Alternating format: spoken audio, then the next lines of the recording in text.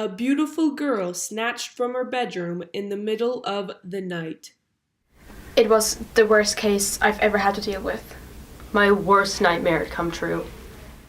Just 2 days after her 10th birthday, Adeline Baker had been kidnapped. This case, it shook us all to the core. Sweet Adeline Elizabeth Baker had been snatched from her bed by a monster from within.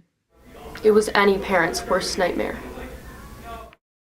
On December 11th, 2012, single mother Ashley Baker went to wake up her 10-year-old daughter, and as soon as she entered Adeline's room, she knew something was wrong. The window was open and Adeline was just gone. Adeline shared a room with her 6-year-old sister, McKenna. McKenna came up to me the day after Adeline's disappearance, and she said, "Mommy, I know him." She had pretended to be asleep when he snuck in, and she saw everything that happened.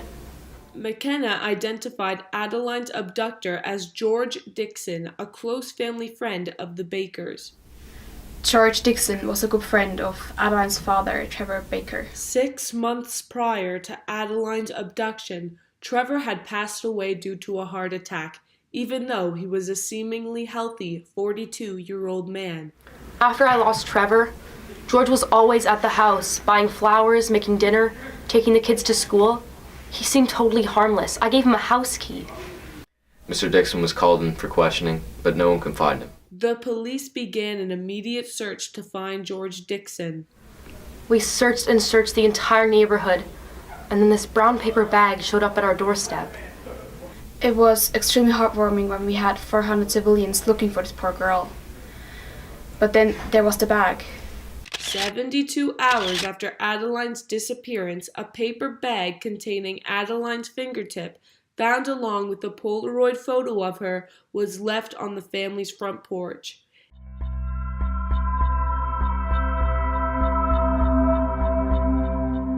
In the photo, Adeline was alive. We had no leads. It was a blind search. George could not be found for further questioning, and the authorities thought they had reached a dead end. When all hope seemed lost, an anonymous tip led the police to an old farmhouse just 2 miles from Adeline's house. There, police made a shocking discovery.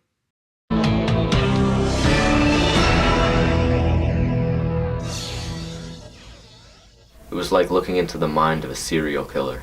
Previously on Crime Watch Doc, 10-year-old Adeline Baker had been kidnapped by a close family friend, George Dickson, and her finger had been amputated. For the entire year, George had been plotting to murder the Baker family, and that's exactly what he was beginning to accomplish.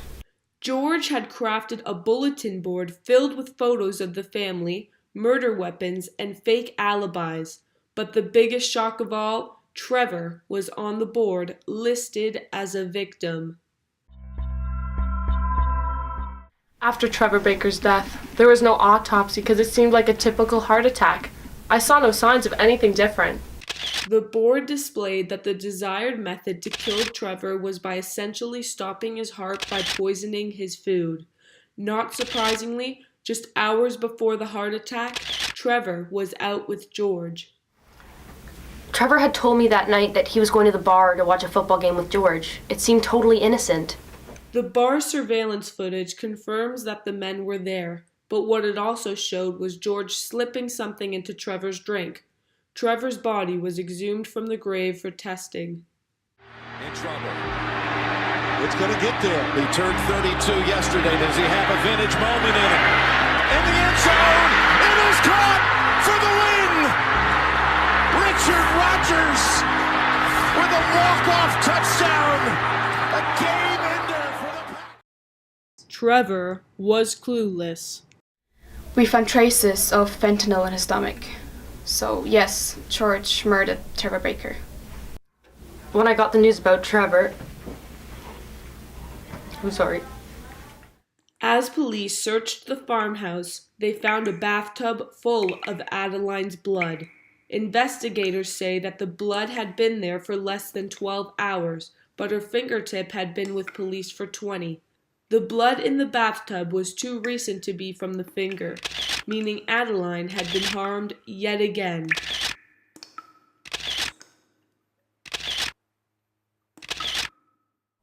There was so much blood. We had basically lost hope in finding her alive. Then we were just desperate to find George Dickson. I didn't know how bad it was until the body was found.